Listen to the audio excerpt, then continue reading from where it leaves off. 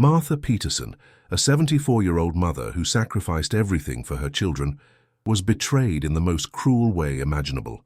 On Christmas Eve, her two sons promised to take her on a family trip, but instead, they drove her to a deserted highway in the middle of nowhere and abandoned her under the scorching sun with just an old suitcase. What they didn't know, what they never imagined, is that inside that suitcase they despised, she was hiding a secret her late husband had left her. $5 million in cash. Will she survive in the desert? Will her sons discover the terrible mistake they made?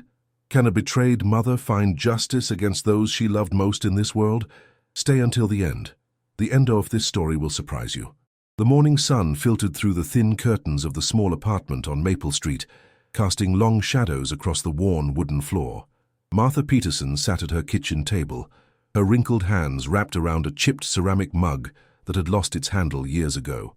At 74 years old, her fingers were marked by decades of hard work, her knuckles swollen from arthritis that she never complained about. The coffee inside the mug had gone cold, but she didn't notice. Her pale blue eyes were fixed on the calendar hanging on the wall, where December 24th was circled in red marker, Christmas Eve. Her sons, David and Michael, had promised to take her on a family trip. After all these years of giving everything, they'd finally said they wanted to do something special for her. The thought made her heart flutter with a joy she hadn't felt in so long that it almost hurt. The apartment was quiet except for the distant rumble of traffic and the occasional bark of a dog from somewhere down the hall.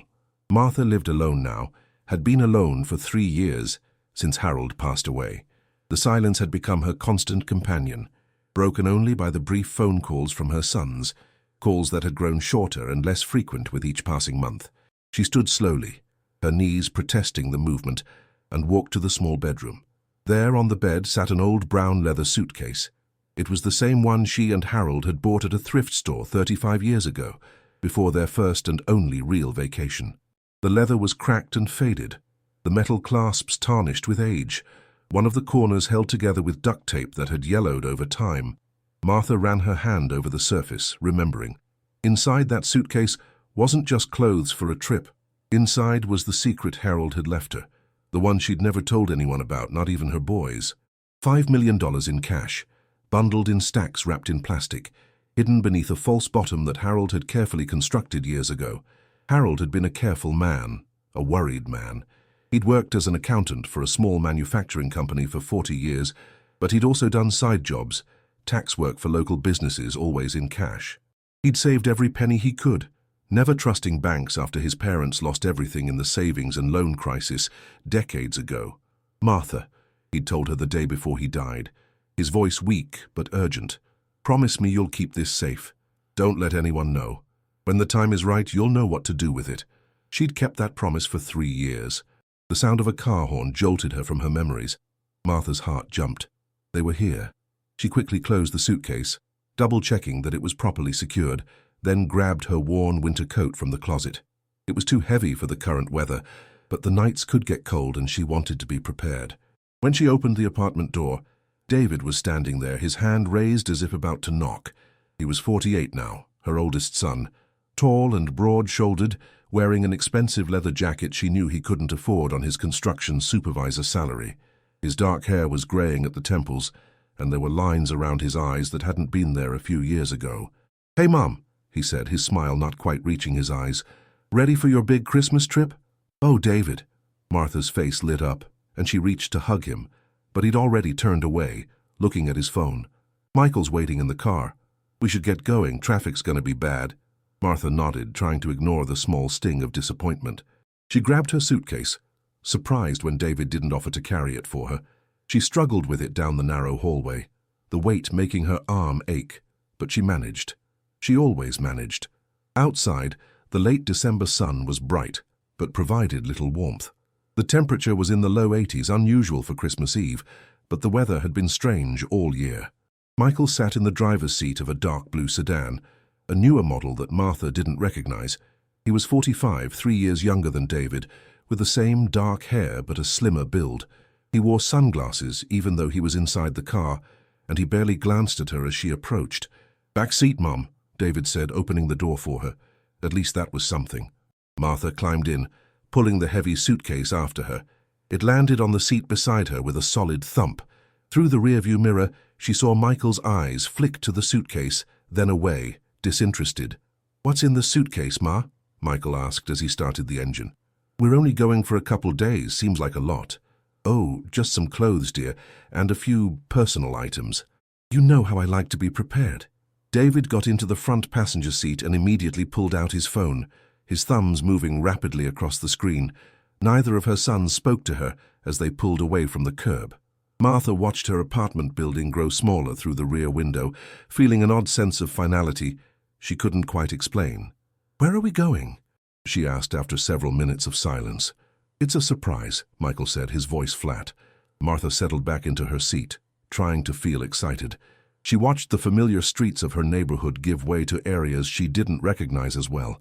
They passed shopping centers decorated with red and green lights, houses with inflatable Santas and reindeer in their yards, families loading presents into cars. The radio was on low, playing Christmas music that nobody seemed to be listening to. She thought about all the Christmases past, the years when David and Michael were boys, their faces bright with wonder on Christmas morning.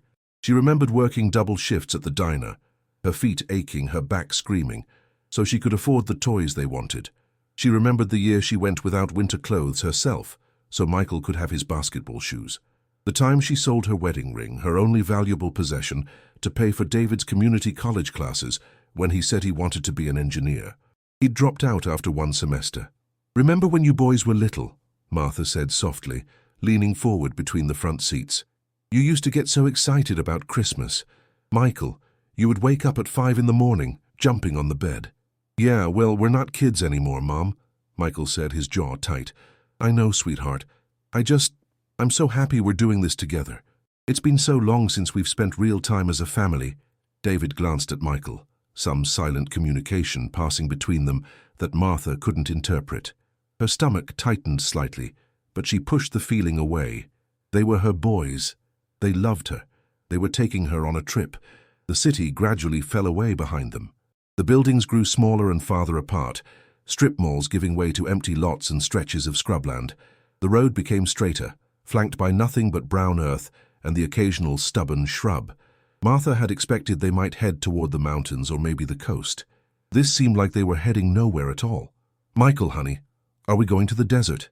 she asked, confusion creeping into her voice. "Something like that," he muttered. Another 20 minutes passed. The landscape had become truly desolate now. There were no houses, no buildings, no other cars, just the endless stretch of road cutting through the barren land, heat waves shimmering in the distance. Martha's unease was growing, blooming in her chest like a dark flower. "Boys, I'm getting a little confused. Where exactly are we going?" David finally looked back at her, and something in his expression made her blood run cold. It wasn't anger she saw there, or hatred. It was worse. It was indifference, the cold calculation of someone who'd already made a decision and had no intention of changing it. "We need to talk to you, Mom," David said, his voice carefully controlled. "Michael and I have been discussing things. Your situation." "My situation?" Martha's voice came out smaller than she intended. "You're getting old," Michael said bluntly, his eyes still on the road. "You can barely take care of yourself. That apartment is a dump. You've got no money, no insurance, nothing." "I manage just fine," Martha said, her hands gripping the edge of the suitcase beside her. "I don't need much. I've always managed." "That's the problem," David said, turning fully in his seat now. "You're becoming our responsibility. Do you know what it costs to take care of an elderly parent? Nursing homes, medical bills, all of it. Michael and I, we've got our own lives, our own problems. We can't afford to take care of you." Martha felt like she'd been slapped. "I never asked you to take care of me. I would never. But eventually you will," Michael interrupted. "Eventually you'll get sick or fall or something, and then what? We're supposed to drop everything. We're supposed to pay for everything." The car slowed, then pulled off onto a dirt road that barely deserved the name. It was nothing more than tire tracks in the sand, leading away from the highway into the emptiness. Martha's heart was pounding now, her breath coming faster. "Where are we going?" she asked again, and this time her voice shook. Neither son answered. The car bumped and jolted over the rough ground for another 5 minutes, then came to a stop. There was nothing around them. Nothing but sand and rocks, and the merciless sun beating down from a cloudless sky. Michael turned off the engine. The sudden silence was deafening. "Get out, Mom," David said. "What? David, what are you talking about?" "Get out of the car." His voice was harder now, cold in a way she'd never heard before. "Please," Martha whispered, tears already forming in her eyes. "Please don't do this. Whatever this is, we can talk about it. I love you both so much. Everything I ever did was for you." "Yeah, and that's supposed to make us grateful?" Michael said, finally turning to look at her. "You sacrificed so much. You gave up so much. You never let us forget it, did you? Every time we talked, there it was, how hard you worked, how much you gave up, like we owed you something." "I never meant it like that," Martha said, tears streaming down her face now. "I just wanted you to know I loved you, that I would do anything for you." "Well, now we're doing something for ourselves," David said. He opened his door and stepped out, then opened Martha's door. "Get out, now!"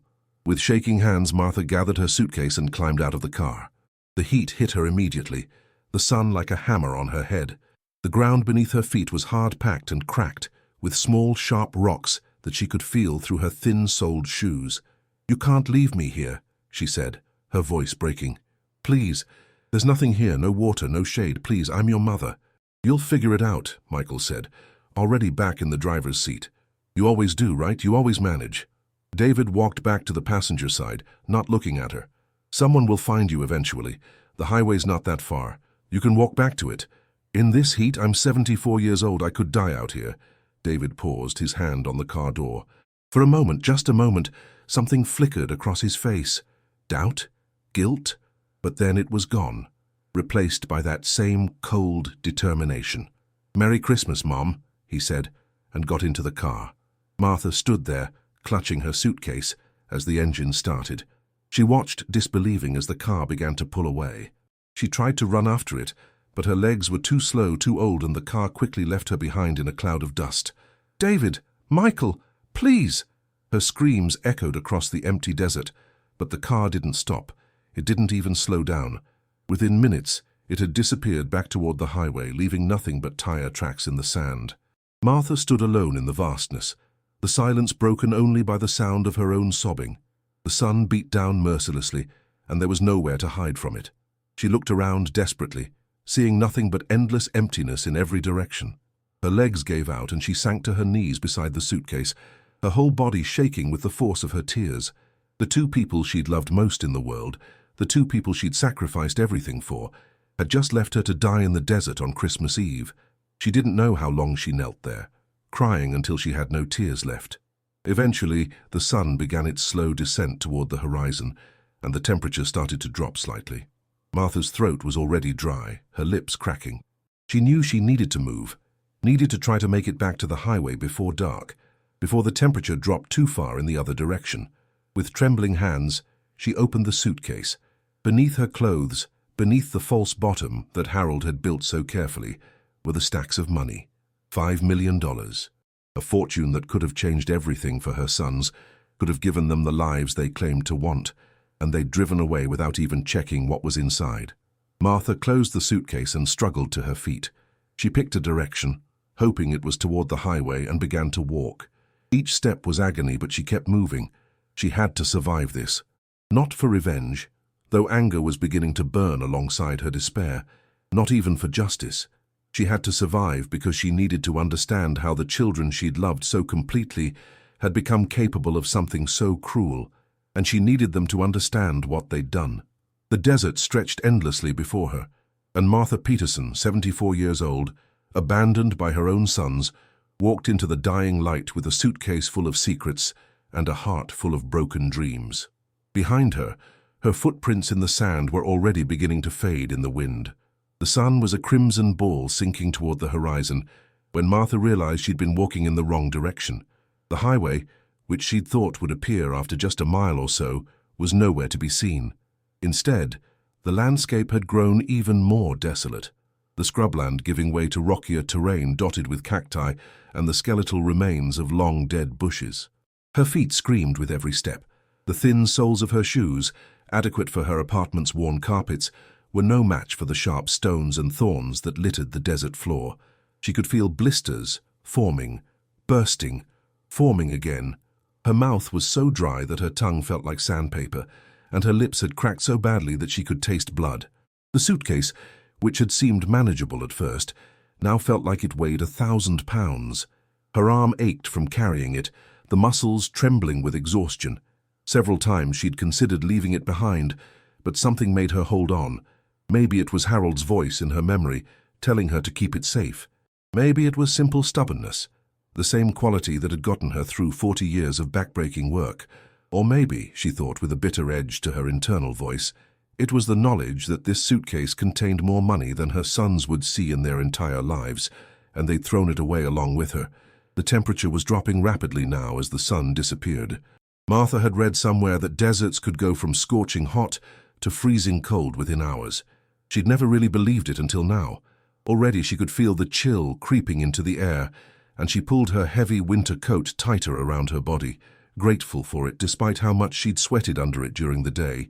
She needed to find shelter. The thought of spending the night exposed in the open desert terrified her. She'd heard stories about coyotes, rattlesnakes, scorpions. Even if she survived the cold, even if nothing attacked her, what about tomorrow? She had no water, no food.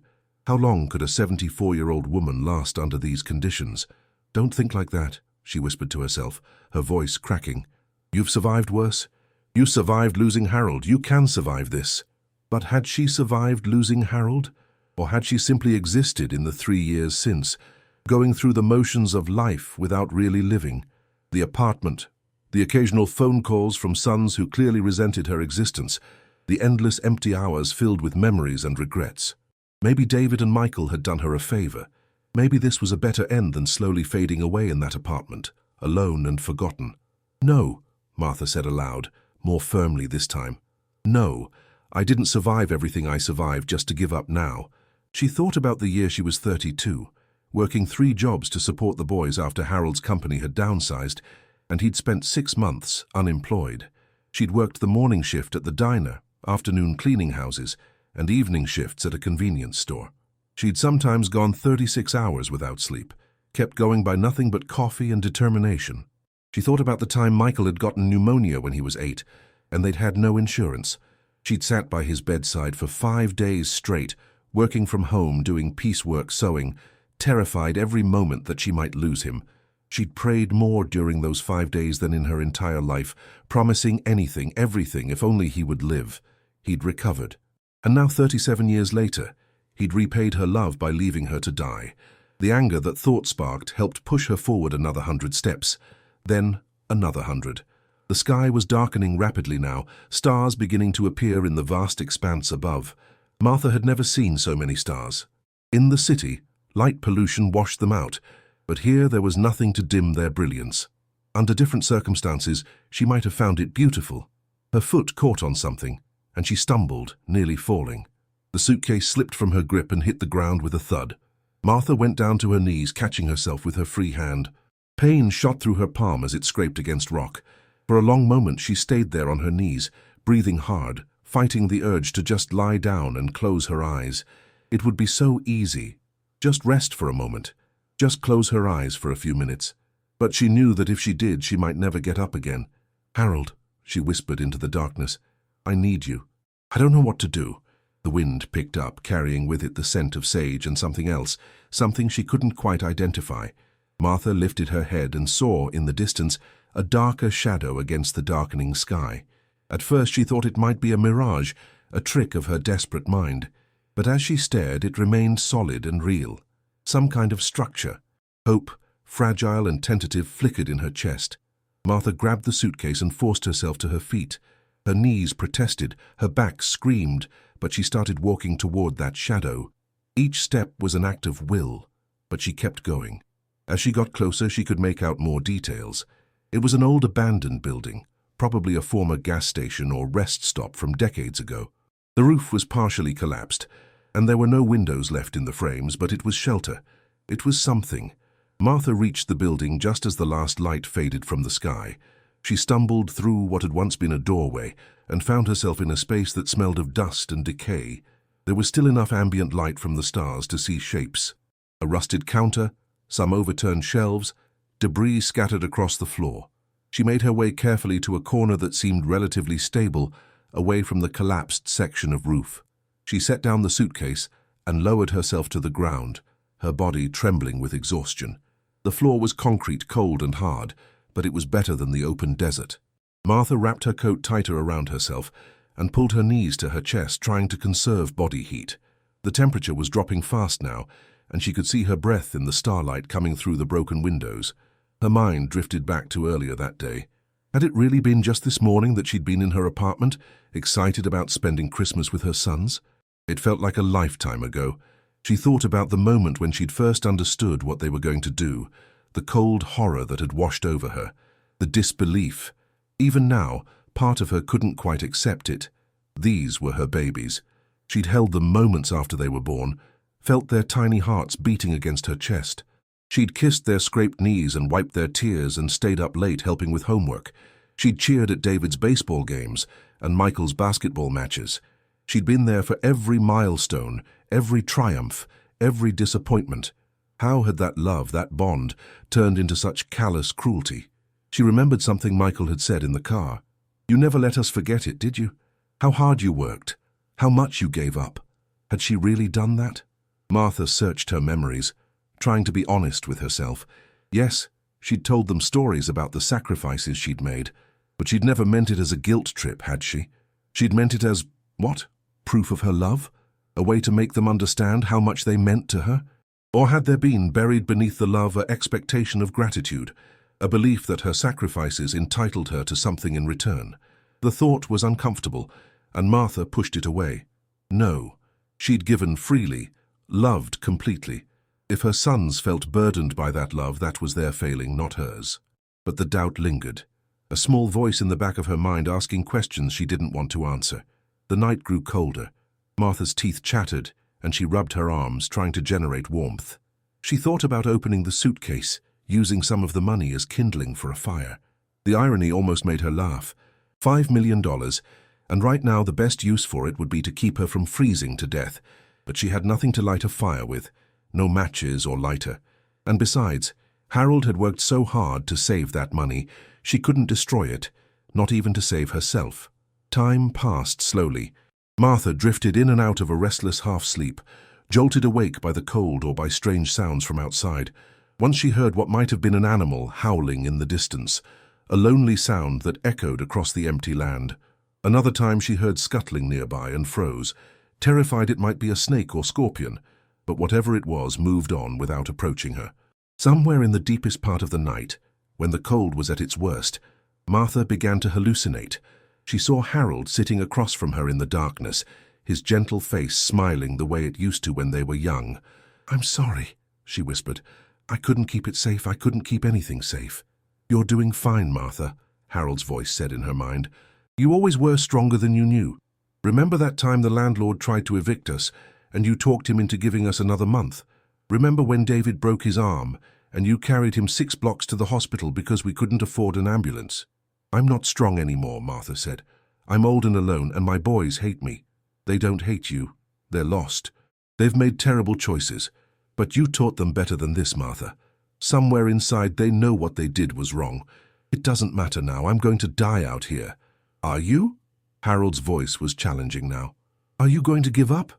That's not the woman I married. That's not the mother who raised 2 boys through every hardship. Get up, Martha. Survive. Show them what you're made of." Martha opened her eyes. Harold was gone, of course. He'd been gone for 3 years, but his words, real or imagined, had sparked something inside her.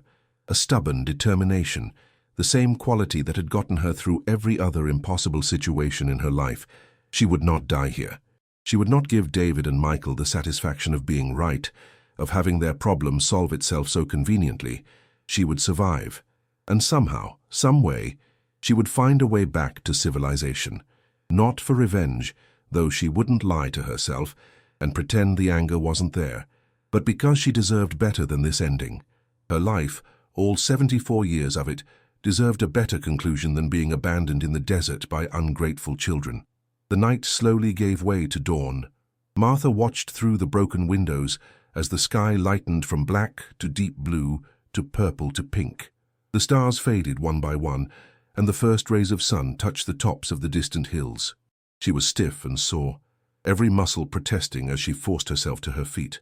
Her mouth was impossibly dry now, her throat aching with thirst. She knew that water was her most urgent need. A human could survive weeks without food, but only days without water. In this heat, maybe less. Martha stepped outside into the early morning light. The temperature was already rising, though it would be hours before it reached yesterday's scorching peak. She looked around, trying to orient herself, trying to figure out which direction might lead to help. That's when she saw it. About 50 yards from the abandoned building, there was a strange collection of objects that she hadn't noticed in the darkness. As she walked closer, she realized it was an old campsite, probably used by hikers or travelers passing through. There was a fire pit ringed with stones, some rusted cans scattered around, and most importantly, a large plastic tarp stretched between two poles, creating a makeshift shelter. And beneath that tarp, miracle of miracles, were 3 large plastic bottles. Martha's heart leaped. She hurried over, her hands shaking as she picked up the first bottle. It was half full of water. She unscrewed the cap and sniffed cautiously. It smelled stale but not spoiled. Martha knew she was taking a risk, that the water might be contaminated, but she was beyond caring. She took a small sip, then another, forcing herself not to gulp it all down despite every instinct screaming at her to drink. The water was warm and tasted slightly of plastic, but to Martha, it was the most delicious thing she'd ever experienced. She allowed herself 3 more small sips, then forced herself to stop and screw the cap back on. She needed to ration it, make it last. She checked the other 2 bottles. One was empty, but the other was about a quarter full. Together with the first bottle, she had maybe 40 ounces of water. If she was careful, if she rationed it properly, it might last her 2 or 3 days. 2 or 3 days to find help, to find her way back to civilization. Martha sat down in the shade of the tarp, her mind working. She'd gotten turned around yesterday, walked away from the highway instead of toward it. But now, in the clear light of morning, she could see farther. In the distance to the north, she could just barely make out what looked like power lines stretching across the horizon. Where there were power lines, there were roads. Where there were roads, there were people. She had a direction now. She had water. She had shelter to rest in during the worst heat of the day. She had hope. Martha opened the suitcase and looked at the money, really looked at it, for the first time since Harold had shown it to her 3 years ago. It was bundled in stacks of hundreds, wrapped tightly in plastic. $5 million, enough to live comfortably for the rest of her life. Enough to have helped her sons if they'd asked, if they'd cared enough to ask instead of abandoning her. She took out one bundle, $10,000, and tucked it into the inner pocket of her coat. If she did make it back to civilization, she'd need money for food, for a phone call, for somewhere to stay. The rest she carefully repacked, hiding it beneath her spare clothes. Then Martha did something she hadn't done since she was a little girl in Sunday school. She clasped her hands together and prayed. God, I don't know if you're listening. I haven't been much for church in recent years, but if you're there, if you can hear me, please help me survive this, not for revenge, not to punish my sons, though Lord knows they deserve it, but because my story isn't finished yet, because I need to understand how things went so wrong, and because maybe, just maybe, I can find a way to forgive them, or at least to find peace with what's happened. Please, help me find my way home. The desert was silent except for the whisper of wind across sand. No voice answered her prayer. But as Martha sat there in the shade, drinking another small sip of water, she felt something shift inside her, a calm determination, a sense that she would survive this, one step at a time. She would rest here during the heat of the day. When the sun started to sink, when the temperature became bearable again, she would set out north toward those power lines. She would walk through the night if necessary, rest during the day, keep moving forward. She was Martha Peterson. She'd raised 2 boys alone while working 3 jobs. She'd survived poverty, exhaustion, grief, and heartbreak. She could survive this, too. And when she did, David and Michael would learn that you don't throw away the woman who gave you life. You don't abandon the mother who sacrificed everything for you. They would learn, one way or another, the true cost of what they'd done. Martha leaned back against the pole supporting the tarp, the suitcase beside her, and closed her eyes. She would need her strength for the journey ahead. But for the first time since her sons had driven away yesterday, leaving her alone in the vastness, she believed she might actually make it. The desert had tested her and found her wanting to live. Now it would be her son's turn to face what they'd done, and Martha would be there to make them see it. Martha waited until the sun began its descent before setting out again. She'd spent the day in the shade of the top, conserving her energy, taking small sips of water every hour. The heat had been brutal, the air shimmering with waves that made the horizon dance and blur, but she'd survived it. And now, as the temperature dropped to something more bearable, she gathered her things and prepared to walk. Her body protested every movement. The blisters on her feet had worsened, and she'd torn strips from one of her spare shirts to wrap around them, makeshift bandages that provided minimal relief but were better than nothing. Her skin was sunburned despite the shade, her face tight and painful to the touch. But she was alive, and she was moving forward. Martha picked up the suitcase, hefted it in her hand, and began walking north toward those distant power lines. Each step was deliberate, measured. She couldn't afford to rush, to exhaust herself. This was a marathon, not a sprint, and she needed to pace herself if she was going to make it. The landscape slowly changed as she walked. The flat, open desert gave way to rolling terrain, dotted with more vegetation. She passed tall saguaro cacti, standing like sentinels in the fading light, their arms raised as if in greeting or warning. Small lizards darted across her path, and once she saw a roadrunner racing along parallel to her before veering off into the brush. As darkness fell, the stars emerged again, that vast canopy of light that both comforted and emphasized her isolation. Martha walked by starlight, keeping her eyes on the north, on those power lines that grew slowly, infinitesimally closer. Her mind wandered as she walked, drifting through memories like a film reel. She thought about David as a boy, maybe 6 years old, coming home from school with a drawing he'd made for her. It was supposed to be the two of them, though the figures were barely recognizable, just stick people with enormous heads and smiles. "You're the best mum in the world," he'd said, handing it to her with such pride. She'd kept that drawing for years, tucked into a photo album. Was it still there? Would she ever see it again? She thought about Michael at 13, going through that difficult phase where he'd barely speak to her, when every attempt at conversation was met with grunts and eye rolls. She'd been so worried about him, afraid she was losing him. But then one night she'd gotten sick, a terrible flu that left her bedridden for days. Michael had surprised her by making soup, canned and barely heated, but he'd brought it to her bedside with a worried expression. "You have to get better, Mom," he'd said. "We need you." When had that changed? When had "we need you" become "you're a burden"? Martha stumbled, caught herself, kept walking. The water bottles were lighter now. She'd been careful, but she'd still drunk more than she'd planned. Thirst was a powerful thing, and in this dry air, her body demanded hydration constantly. Hours passed. The night grew colder, and Martha was grateful again for her heavy coat.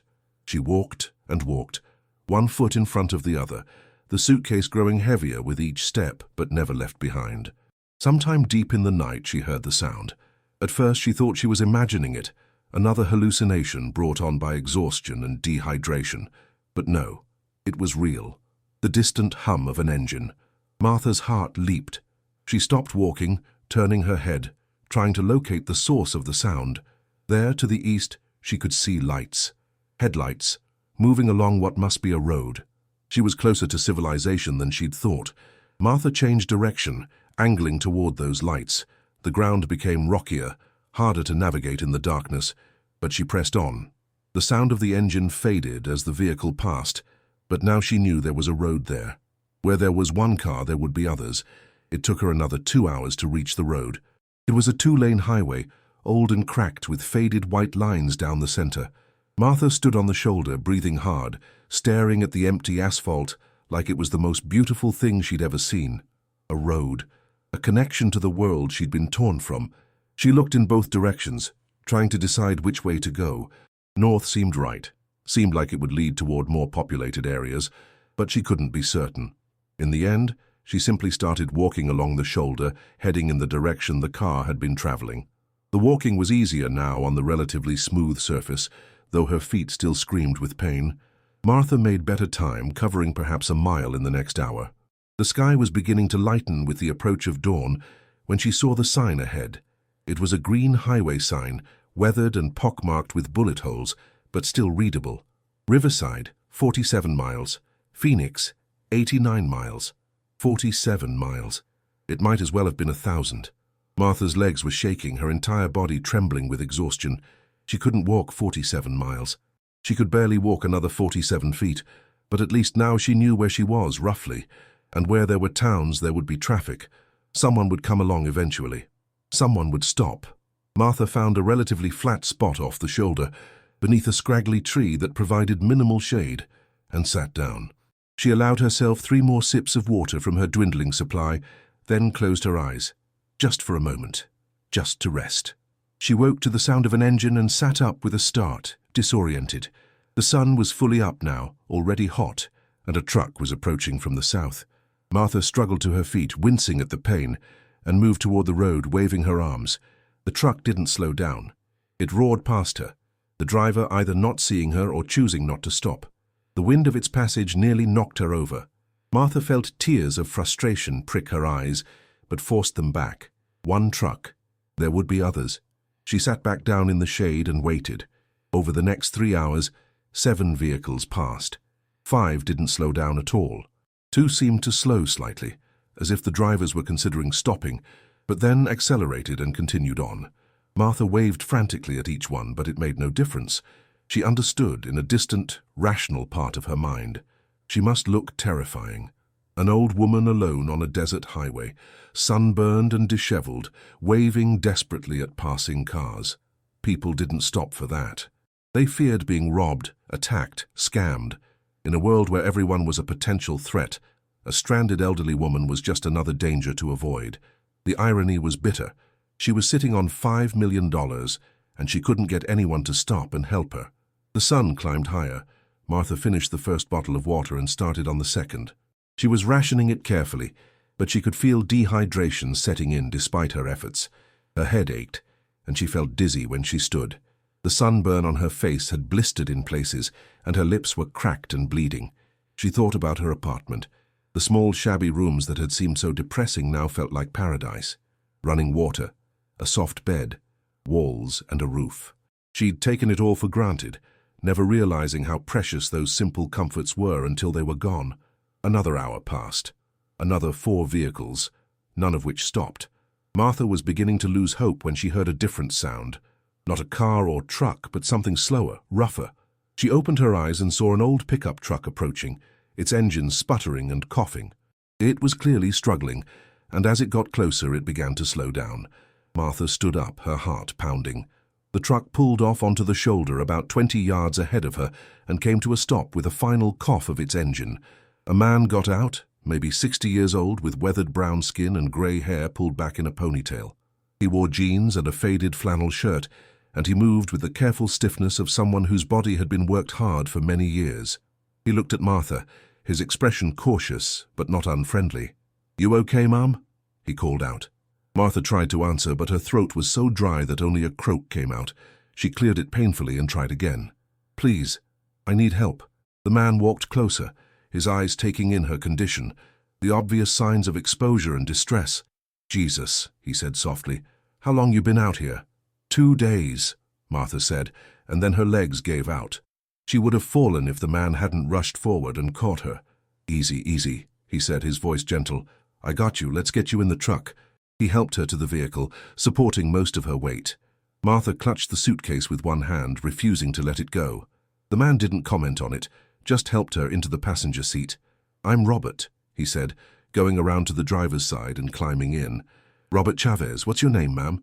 Martha Peterson." "Okay, Martha. I'm going to take you to the hospital in Riverside. You need medical attention." "No," Martha said quickly. "No hospital, please." Robert gave her a concerned look. "Ma'am, you've got serious sun exposure, probably dehydration. You need—" "I have money," Martha interrupted. "I can pay you. Just take me to a motel, somewhere I can rest and clean up. Please."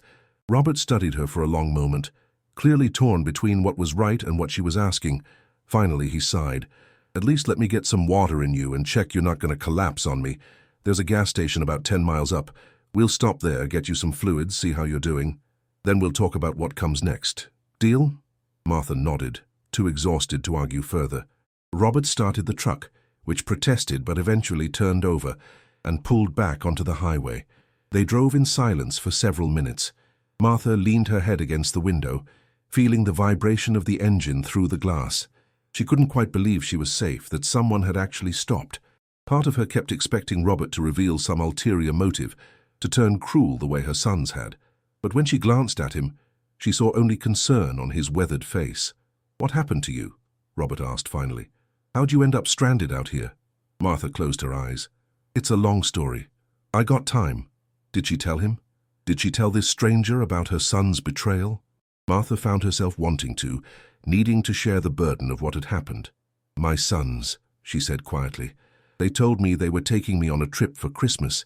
Instead, they drove me out into the desert and left me there, with just this suitcase and no water." She heard Robert's sharp intake of breath. "They what?" "They said I was becoming a burden, that they couldn't afford to take care of me, so they just left me." "Those sons of bitches," Robert said, his hands tightening on the steering wheel. "Sorry, ma'am, but that's what they are." "What kind of person does that to their own mother?" "I don't know," Martha whispered. "I raised them, I gave them everything. I don't understand how they could—" Her voice broke, and the tears she'd been holding back finally came. She sobbed quietly, her shoulders shaking. Robert reached over and gently patted her hand. "I'm sorry," he said. "I'm real sorry that happened to you, but you're safe now. I promise you, I'm going to help you get somewhere safe." They reached the gas station, a rundown place with 2 pumps and a small convenience store. Robert helped Martha inside, supporting her as she walked. The clerk, a young woman with purple-streaked hair, took one look at Martha and rushed to bring her a chair. "Ma'am, are you okay? Should I call an ambulance?" "She's okay," Robert said. "Just needs some water and rest. Can you get me 4 bottles of water and some of those electrolyte drinks?" While the clerk gathered the items, Robert helped Martha drink slowly from one of the water bottles. The cool liquid felt like heaven on her parched throat. She wanted to gulp it down, but Robert made her take small sips. "Easy," he said. "Too much too fast and you'll get sick." Martha managed to drink half the bottle before Robert made her stop. Already she was feeling a bit better, the fog in her mind starting to clear. The clerk brought the other items along with some packaged crackers. "On the house," she said, looking at Martha with sympathy. "You look like you've been through hell." "Thank you," Martha managed. Robert paid for gas and some other items, then helped Martha back to the truck. They continued north, and Martha slowly consumed more water, feeling strength gradually returning to her body. "There's a motel in Riverside," Robert said. "Clean place, reasonable rates. I can take you there, help you get checked in. But Martha, I really think you should see a doctor." "Tomorrow," Martha said. "Today I just need rest. And a phone. I need to make some calls." "Who you gonna call?" "Your sons." Robert's voice was hard. "No," Martha said. "The police and a lawyer." Robert glanced at her, surprised. "You're gonna press charges?" "I'm going to do whatever it takes to make sure they understand what they did," Martha said, her voice stronger now, filled with a determination that surprised even her. "They left me to die, Robert. They drove away and didn't look back." "That's attempted murder." "Damn right it is," Robert agreed. They drove on, and Martha watched the landscape change from desert to scrubland to, finally, the outskirts of a town. Buildings appeared, houses with actual yards, businesses and strip malls. Civilization. Martha had never been so happy to see concrete and asphalt in her life. Robert pulled into a motel parking lot. It was a modest place, 2 stories of rooms arranged around a central courtyard with a small pool. The sign out front advertised free Wi-Fi and continental breakfast. "Wait here," Robert said. "I'll get you a room." He came back a few minutes later with a key card. "Room 112, ground floor, close to the office. I told them you're my aunt and you're not feeling well, so they'll check on you if they don't see you for a while." Martha's eyes filled with tears again. "Why are you being so kind to me?" Robert helped her out of the truck and toward the room. "My mom," he said quietly. "She died 5 years ago. At the end, she was in a nursing home, and I couldn't visit as often as I should have. Work, family, always some excuse.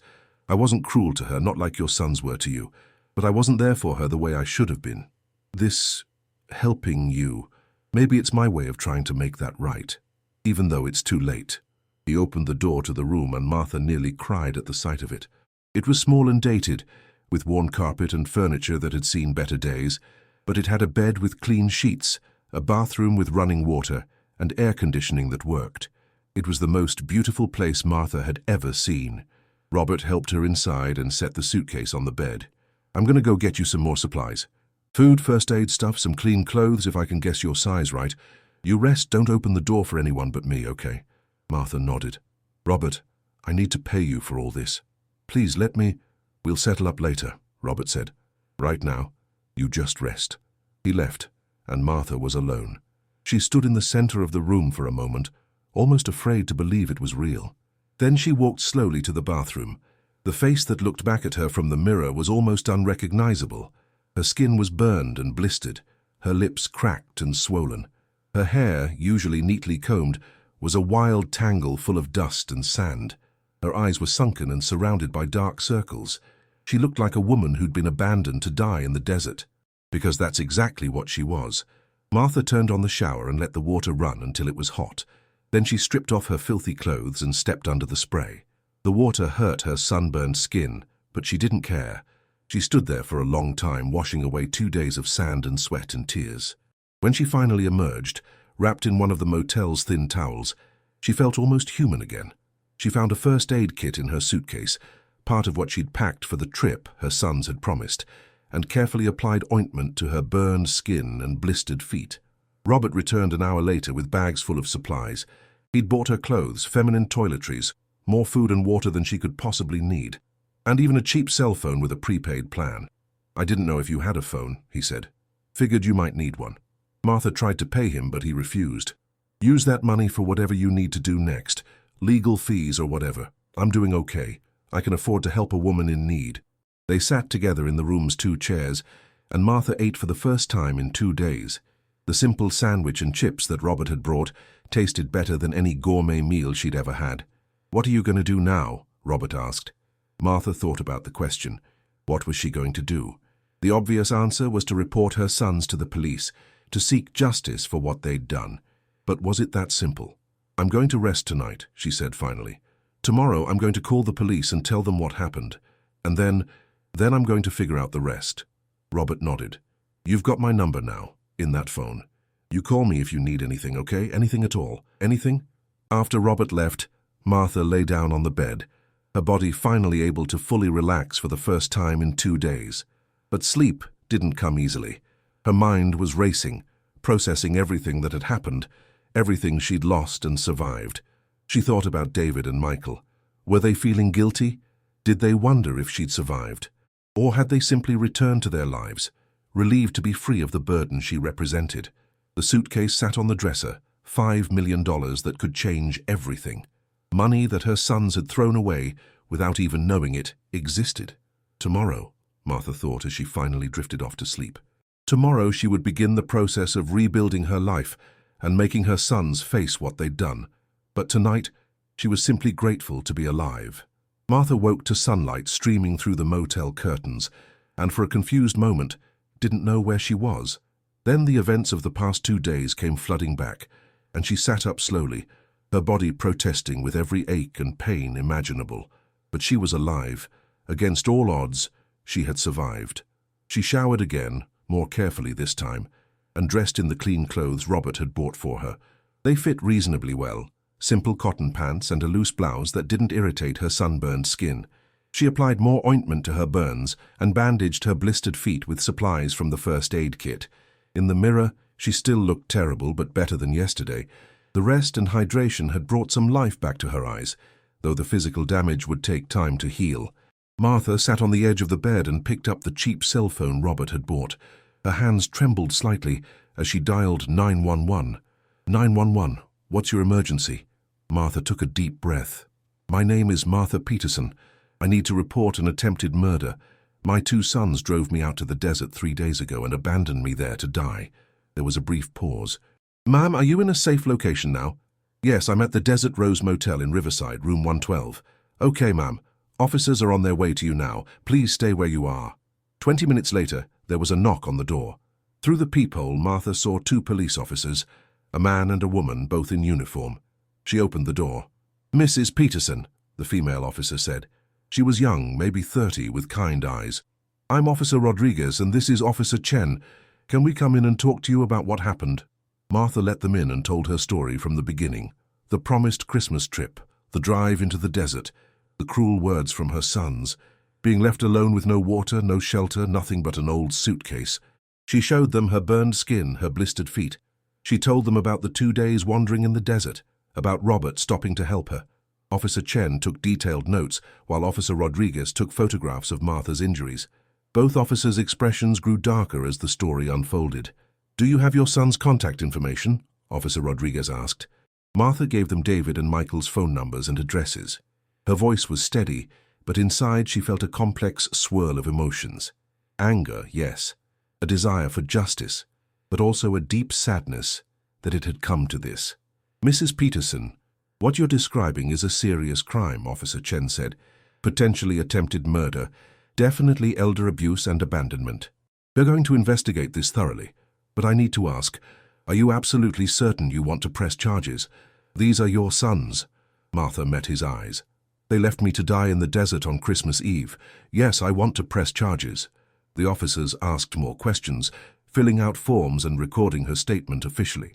They told her that detectives would be contacting her soon and that she should get medical attention for her injuries. They also mentioned that the media might become interested in the case. A mother abandoned by her children in the desert? That's the kind of story that gets attention, Officer Rodriguez said. You should be prepared for that. After the police left, Martha sat in the quiet room, processing what she'd set in motion. There was no taking it back now. David and Michael would soon know she'd survived, that she'd reported them. How would they react? She realized she didn't care. For the first time in her life, she was putting herself first, prioritizing her own well-being and justice over her son's comfort. Martha ordered food from a nearby diner, delivered to her room. As she ate, she turned on the television and flipped channels absently.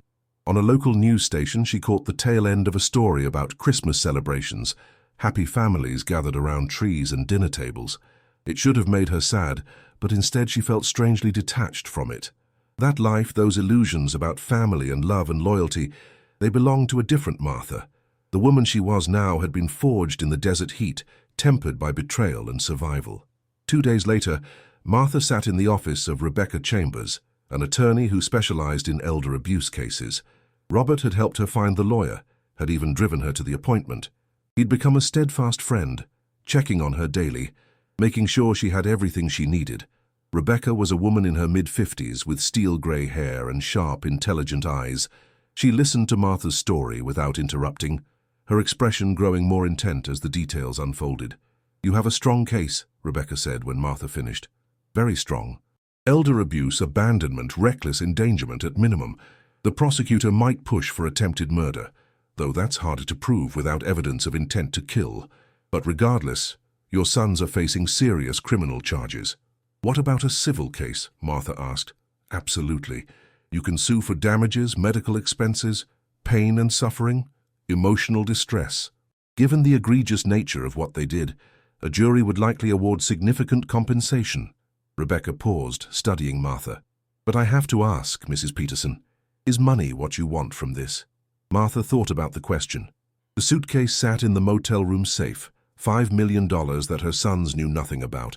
She didn't need their money. "I want them to understand what they did," Martha said quietly. "I want them to face consequences. For 3 years since my husband died, I've been alone. My sons barely called, barely visited. And when they decided I was too much trouble, they threw me away like garbage. I want the world to know what kind of men they are. I want them to have to live with that." Rebecca nodded slowly. "Then we'll make sure everyone knows. The media is already interested. I've had 3 calls from reporters since the police report became public. Are you willing to do interviews?" "Yes," Martha said without hesitation. The story broke on local news that evening. "Elderly mother abandoned in desert by sons on Christmas Eve," read the headline. Martha's photo appeared on screen, along with photos of David and Michael that the reporters had somehow obtained. Martha watched from her motel room as the news anchor described the case with barely concealed outrage. They interviewed Officer Rodriguez, who confirmed the investigation was ongoing. They showed footage of the stretch of highway where Robert had found Martha. They even interviewed Robert himself, who spoke passionately about the condition Martha had been in when he'd found her. "She could barely stand," Robert said to the camera. "Another day out there, maybe even another few hours, and she might not have made it. What kind of people do that to their own mother?" Within hours, the story had spread to national news outlets. Social media exploded with outrage. Justice for Martha began trending. People shared the story with comments expressing disbelief and anger at David and Michael's actions. Martha's phone, the cheap prepaid one Robert had bought, began ringing constantly with reporters requesting interviews. Rebecca helped her screen them, choosing carefully which outlets to speak with. 3 days after the story broke, Martha sat across from a reporter for a major national news program.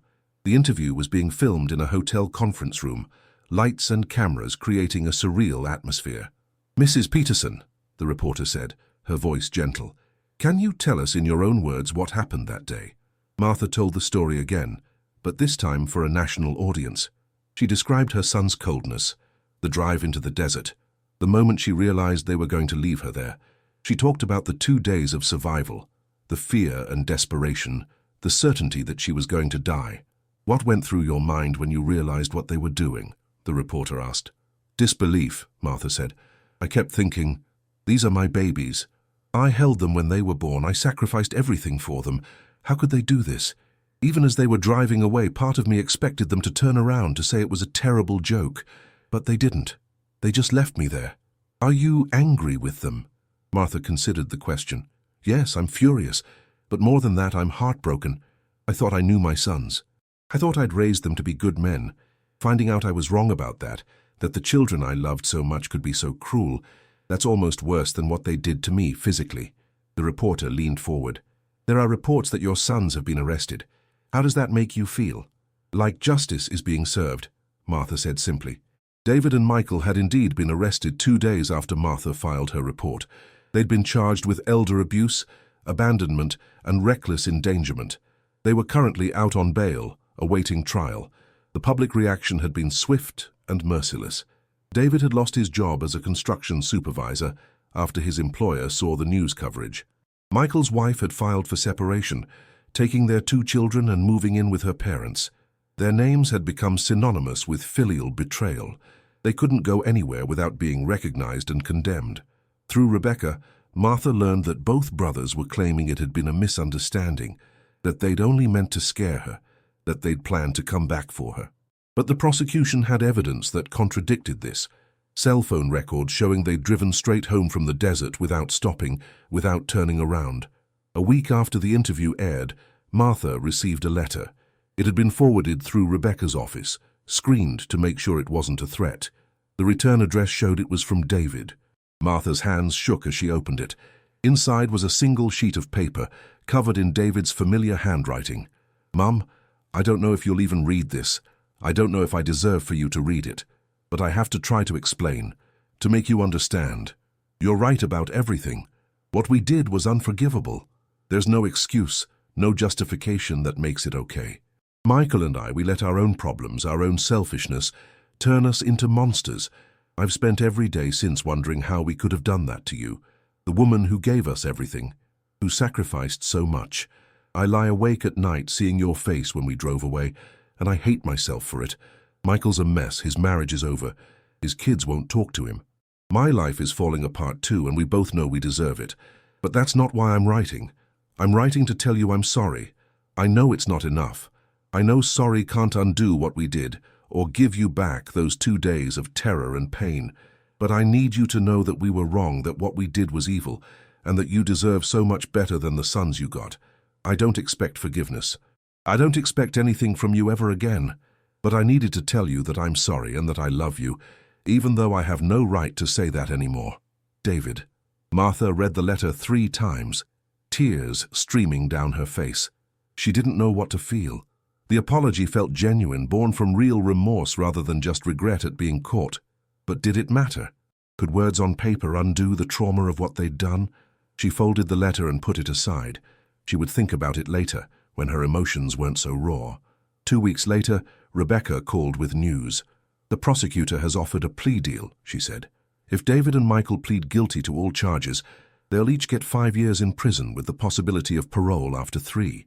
If they refuse and go to trial, the prosecutor is going for attempted murder, which could mean 20 years or more." "What do you think they'll do?" Martha asked. "They'd be smart to take the deal. The evidence against them is overwhelming, and public opinion is completely against them. A jury would crucify them." "And the civil case?"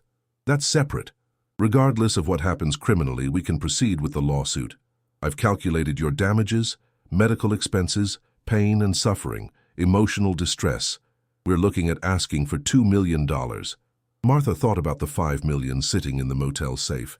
She didn't need their money, but she wanted them to pay in every way possible. Proceed with it, she said. David and Michael took the plea deal. On a cold morning in February, Martha sat in the courtroom as her sons stood before the judge and admitted their guilt.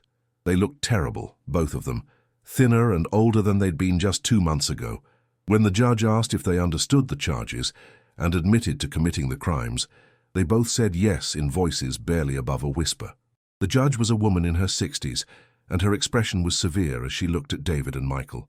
I have been on the bench for 23 years, she said, and I have seen many terrible things.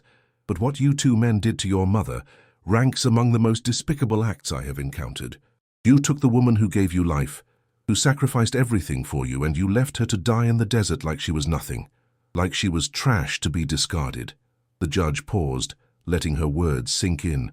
Before I pass sentence, does the victim wish to make a statement? Rebecca had asked Martha if she wanted to speak. Martha had spent days thinking about what she might say if given the chance. Now, as all eyes in the courtroom turned to her, she stood slowly and walked to the podium. She looked at her sons. David had tears running down his face.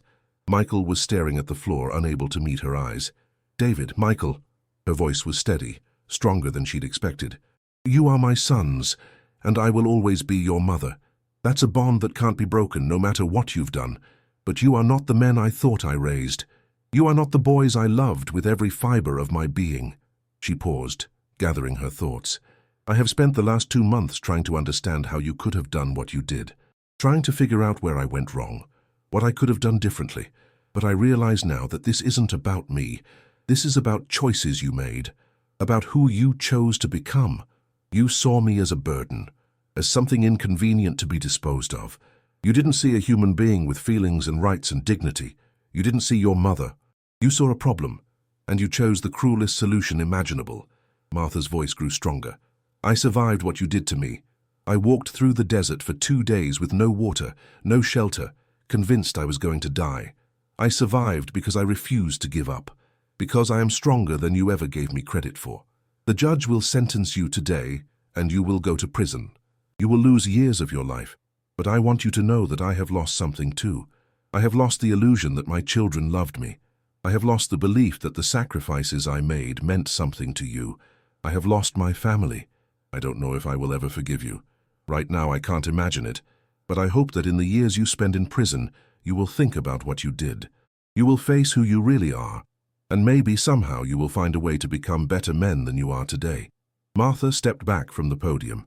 The courtroom was silent, except for the sound of David sobbing. The judge sentenced them each to 5 years in prison.